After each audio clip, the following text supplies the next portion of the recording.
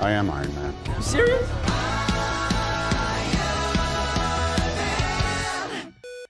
Alright, welcome back everybody to another X-Men review. This is the fourth one we've recorded tonight. We say that, what just happened? You can zoom in on that. That'd be really good. He was raping the wand. He dropped through the trash.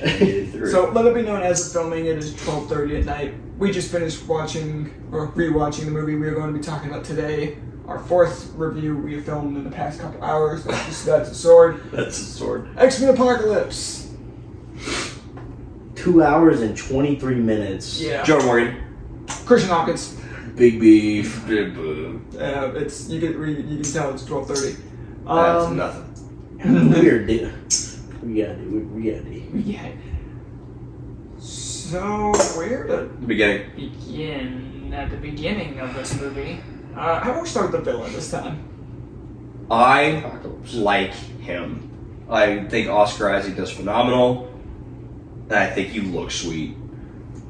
The costume definitely is dope. The comic version of him was going to be hard to make. I think it's goofy looking. I'm gonna be it's completely goofy. honest. It's goofy, but You could it pull was up going to be hard to make anyways. You could pull up a comic version. He looks like a frog. Like the mouth thing. The mouth thing I'm talking about. Yeah, they tried to emulate that in this a little bit. They do it more understated and that's more realistically. Because Apocalypse is also huge too, Yeah. in the show and the. Just in comics in general. He's just like budget dark side. I will admit the one thing that I kind of didn't like though was his costume, like the cloth sections of it just looked like thick plastic. Yeah. Yeah. That was kind of hard to move around for him. But I think the fact that you could that if you didn't tell someone this was Oscar Isaac, they would literally have no idea. I'll be honest with you, I didn't know it was Oscar Isaac for the longest time until someone like a few years ago was like, because yeah, that's Oscar Isaac. Because this guy is a good actor. Oh yeah, because they were like, yeah, Oscar Isaac, he's been in Star Wars, he's gonna be in Moon Knight, and then they were like, he was Apocalypse in X-Men Apocalypse. He is very good. He changes his voice. He's also that's a testament to the makeup crew. I would He's say out across the Spider-Verse here. yes. He wasn't across But the Spider-Verse, it's yeah. his ability to just completely change his voice and his demeanor is the reason why he was chosen to play. I think this is probably a big reason why he was chosen to play Moon Knight. I'm gonna be completely honest here. Yeah. Yeah, Because it's the same kind of thing, and he could just completely you have no idea that's Oscar Isaac. It's pretty I don't impressive. love Apocalypse in this movie, but he's by no means. Well, I'm just saying he's not one of my favorite villains. No, but I don't think he's bad. What I was gonna say was the person you have to compare him to is also in this movie. The person you have I don't try to compare him to anything. Just judge him on his own merits because I don't think comparing anybody to him is fair. Especially we'll talk about him later. Especially in this movie, that's not fair. We'll talk about him. Yeah. The CGI is bad. The CGI is pretty bad. The CGI is bad in places. In a lot of places. Specifically green screens. Not necessarily CGI. It's a lot of green screens. It has some moments where it looks pretty good, but most of the time it looks bad. Specifically, Nightcrawler. I'll say that right now. There's a shot where it shows Nightcrawler teleporting, and we see what he sees when he teleports. It's really freaking sweet. I wasn't ready for that. That was really cool. But I'd say the CGI is not awful, but it's mainly green screens that are very noticeable. Yeah, it's something there's one shot where Psylocke's running on the rooftop. That was pretty bad. That was awful. Yeah, that was bad. That's the only really bad CGI moment I noticed, but it's just the green screens that were off at times. Even with all the mutants, we can talk about all of them at once. All the mutants Apocalypse brings in we see a young Storm, we see Angel, and we see Psylocke. Angel is lame. I think Angel's lame. Yeah. I mean, Angel looks sweet. Angel literally got taken care of. Angel is gone. Yeah. Angel dies. He gets knocked unconscious and we don't see him again, and it doesn't matter because we don't see this version ever again. He blows up. Yeah, you see his body, blows up. which is like... Yeah, he blows that guy. Yeah, so it's like... There's a Psylocke gets knocked unconscious. What was your point? He dies. Yeah. For one of the most gruesome scenes in the history of superhero movies. In the history of his PG-13 transformation movies. was pretty gruesome. Yeah. In the history of honestly, PG, it's worse than the disgusting sequence in Last Stand when we first meet him at the beginning of the movie. Would you say it's on the level of Wolverine? like Wolverine's adamantium stuff in Origins Wolverine. That's really not that bad. No. It's not as bad as I remember it being, but it's just different, I guess. Yeah. Yeah, that's really the only thing he's good for in this movie is a pretty effective transformation. Yeah, whether he died or not, I don't know, because we go back to Rogue and we just see him just lying there. He's just lame. I just think his power is lame. Like, Psylocke had potential to be a good character. Psylocke is cool. In the comics and also in some animated series, she's her power is just she's interesting. Her power is just lightsaber. It basically She cooler lightsaber. She's also wasted here. Storm gets a little bit more, but Storm also gets pretty wasted. I mean, we don't really see Storm's full potential. We've never fully seen Storm's potential.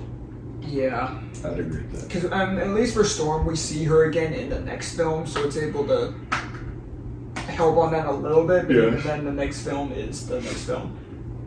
At least chronologically in this timeline.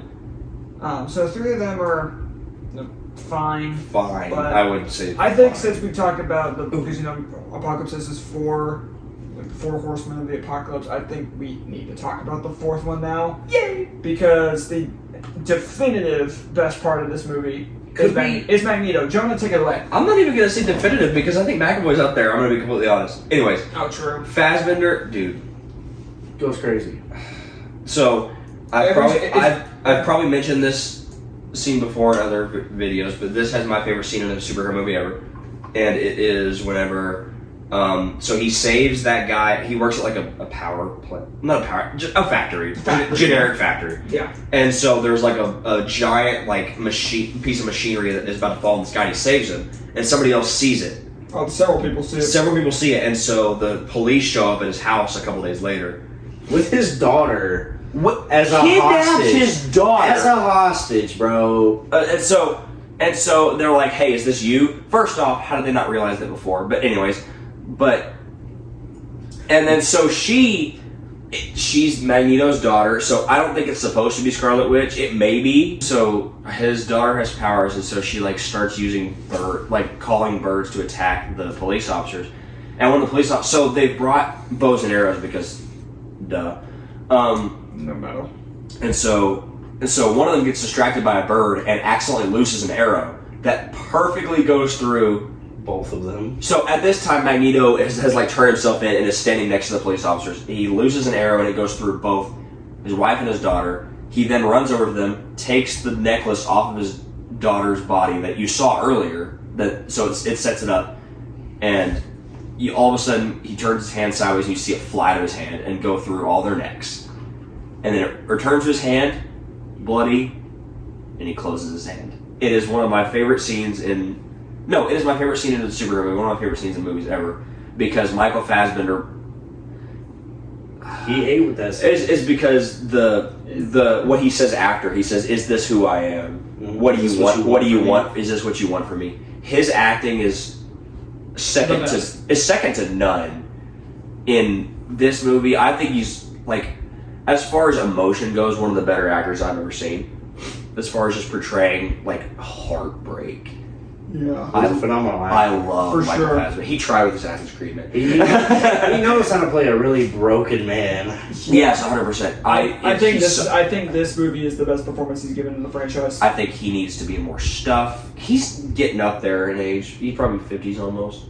He's probably in his 50s. But hold on. Point being, he's second to none. He's so good. Mm-hmm. But yes, that is my. And I think that can lead well into the other scene with the concentration camp. It's 47. Scene. Yeah. Oh, yes. Oh, wait, no, actually, before that, when he goes back to the factory, and Apocalypse shows up, and you get your one F-bomb of who the F are you? Who the F are you? He's like, don't try to stop me from killing these men. 1 second later, Apocalypse is this thing where he can just make people, put he turns things to sand. Pretty much, and then immediately back to solid. So he just, 1 second, all people fall into the floor, stops it. So there's body parts hanging out of the wall. There's foots over here. There's hand there. And all moving. And still they're all moving. They're all moving still. So they're literally suffocating. They drown in concrete. That's a crazy way. That's probably one of the worst ways to die. And I love what you said afterwards when that scene happened. You went, "But with Magneto," I would have been like, "Shit, nope." Nah, yeah, I would have been like, "You got it." I think Magneto's one of the few me. people that could maybe give Apocalypse a run for his money, but like Apocalypse has every power. That's like his whole shtick. Yeah. But then you get the concentration camp scene, which is just. Because then can act his ass off. Then you get the because up to this point Magneto's lifted things that were metal. In this, Apocalypse teaches him how to reach into the earth and because there's he can move any single cell that has a little bit of metal in it. Yeah. So everything. And it helps with Apocalypse boost. He also gained the ability to deal with electromagnets and stuff. That's how he was able to do the force field. Yeah, he can now make force fields, which is so comic accurate. But which kind of leads to him being able to literally shut down the power of the entire world at his will. He can rule Earth if he wanted to. Yeah. Because at this point, I don't even know if it was Apocalypse. I think that's just how strong he is. I mean, in my mind, I still would have to say Magneto is probably one of the most powerful beings there are. Just any superhero, supervillain, anything. Yeah. Magneto clears a lot of people, but. Yeah, and then that yell that he lets out, because it goes from the yell that he lets out in X-Men First Class, and then it transitions into him yelling. It's so good. It's great. Michael Fassbender. Also, his suit goes nuts. His suit goes crazy. As it's a flashier suit than his Days of Future Past. I like both of them. Honestly, in my mind, I'd have to say all the suits in general for this movie kind of. Yes, I would agree. There's not a suit that's bad. Exactly. I would agree. Damn near every single suit that appeared in this movie went hard. Even the flight suits. Yeah, the flight suits were pretty cool, but his suit especially, the bright red, just beautiful. Yes. Psylocke was almost damn near completely accurate. Psylocke was great. Yeah, and Magneto suits, I'm not going to say I like one more over the other because one of them is more understated, the one from Days of Future Past, and this one's flashier. Yeah, which fits. This one's like an upgraded version. And it has Egyptian elements in it. It fits so well because at this point, when this movie takes place exactly 10 years after the events of Days of Future Past, and so in the 80s, that's when stuff gets flashy. At one point it's hey, 10 years ago today. Yep.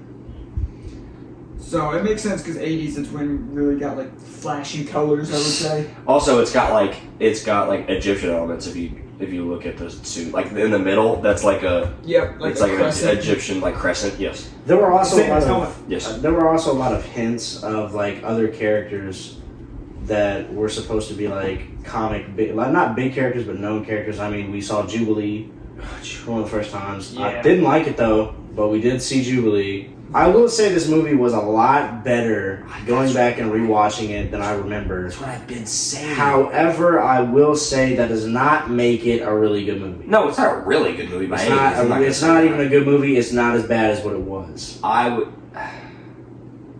not gonna say it's a good movie. I'm gonna say I very much enjoy it. I don't say it's a decent movie. That's what I will say. Because there's a lot of really bad things. I mean the younger versions of Scott Summers and Jean Grey. That is the worst part of the movie. Let's go into that. Actually, I hated that. Specifically, Jean. The line delivery just felt forced, as if they were still trying to be teenagers. And she's better in Dark Phoenix, from what I remember. She's a better actor. That, and she's also more, I guess, mature. How many years after this movie was Dark Phoenix made? Another 10 years. Made? Every time. Oh, in terms of made? Yes. 3 years. Yeah, so you can run along that taking 3 years. This came out in 2016. That came out in 2019. When was she in Game of Thrones?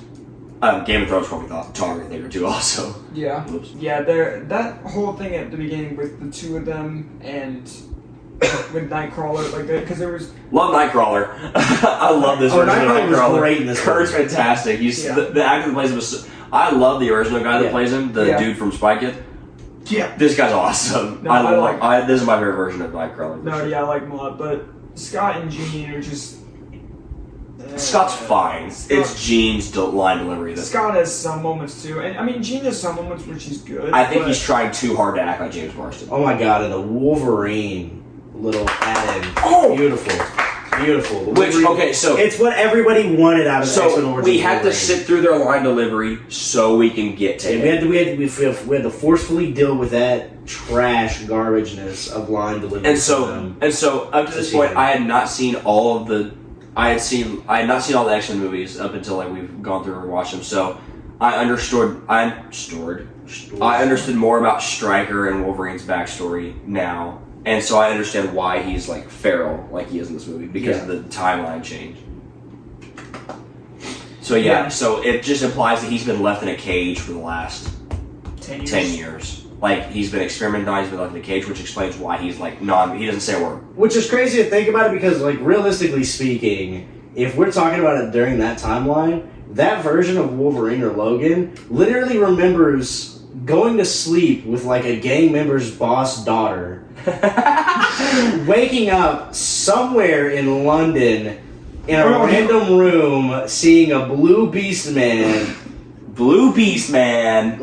only to be. And then it goes, what the hell is that? Like exactly, what the hell is that? And then he wakes up, and then he's drowning. Yeah, exactly. He's drowning, and then goes to sleep again, and wakes up to see teenagers letting him out of a cage where he's been basically abused in.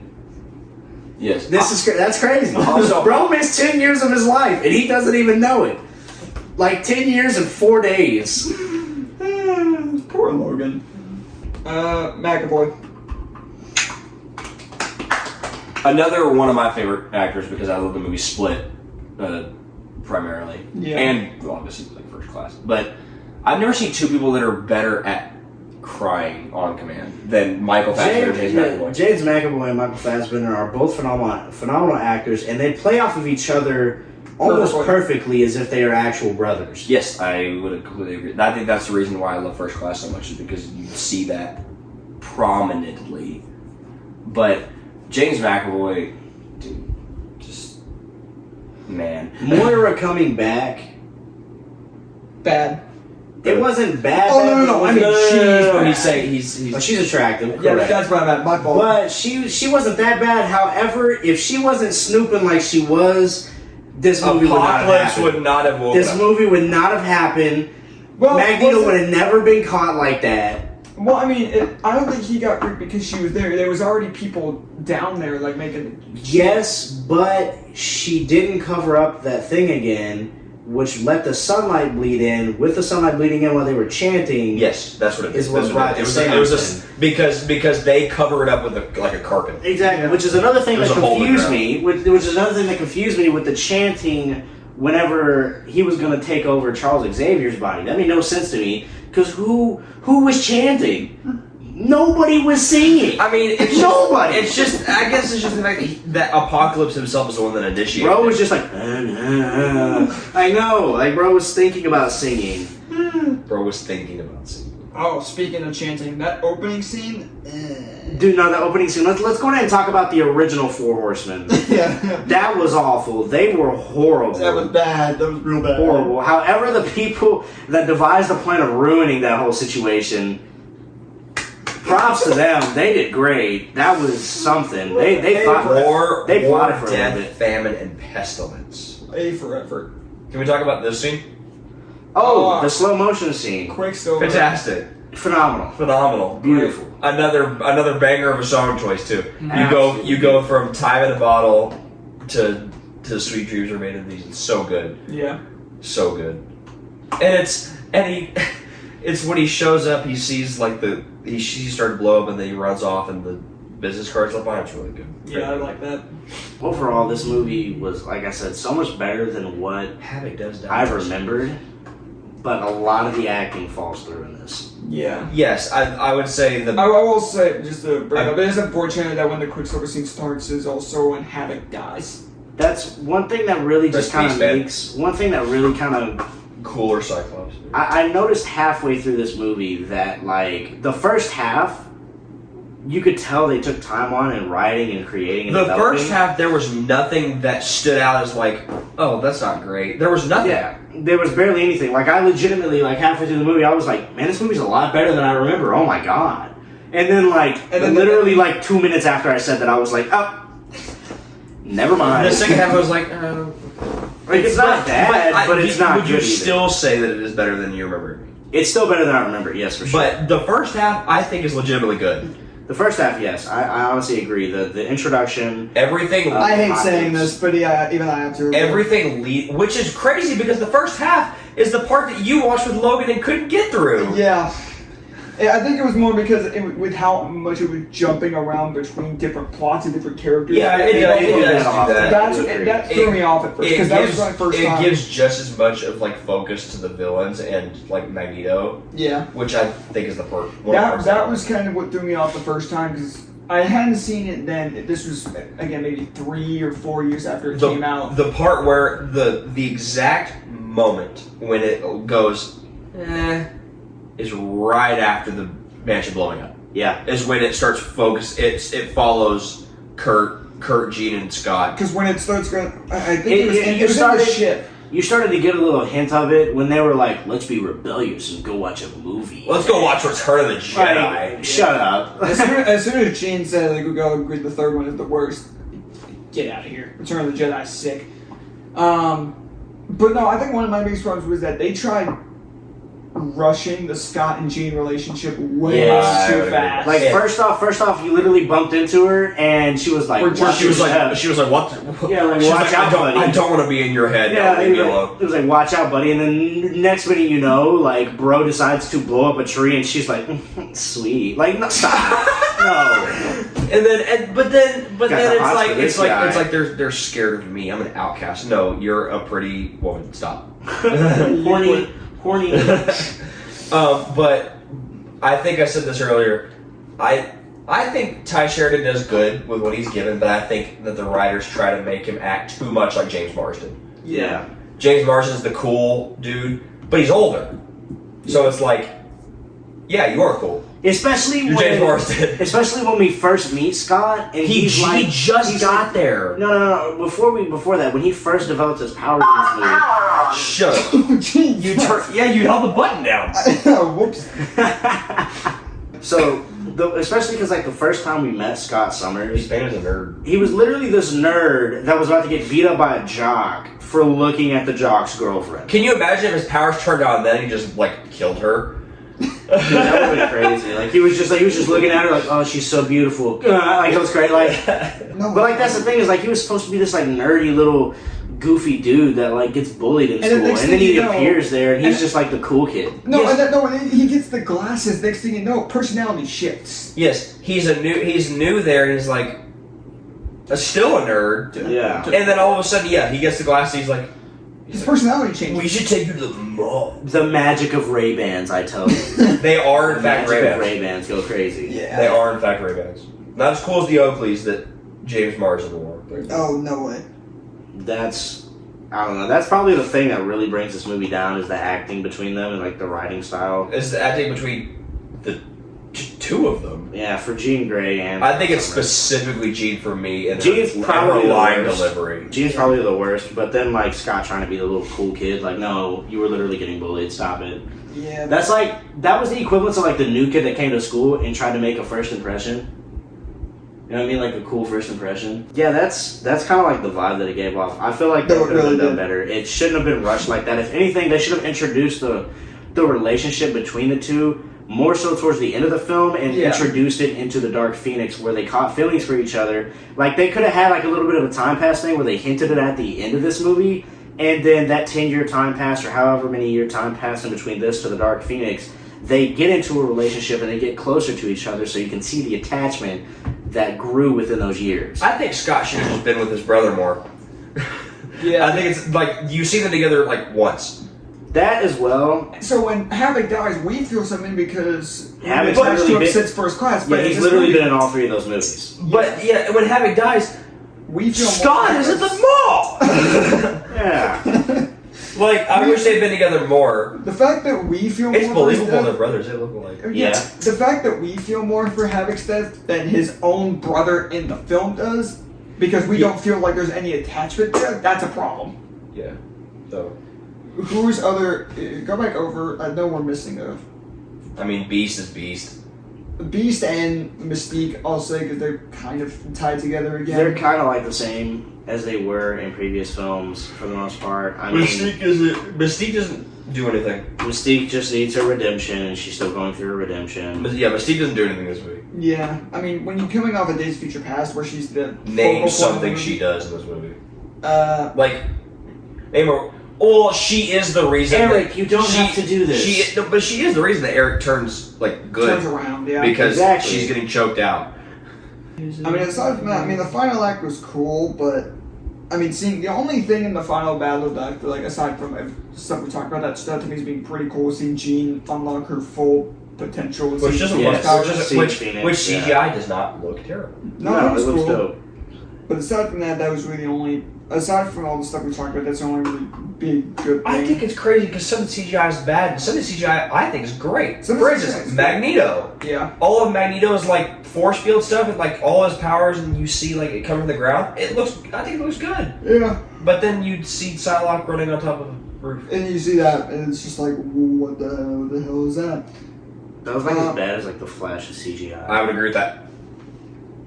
I think it was better. Yeah. I think it looked more natural because Don't talk about it more. I'm about to go on a rant. We don't need to go on this because rant. of the way Flash runs. The only other thing I feel like I want to talk about is something that I have always hated.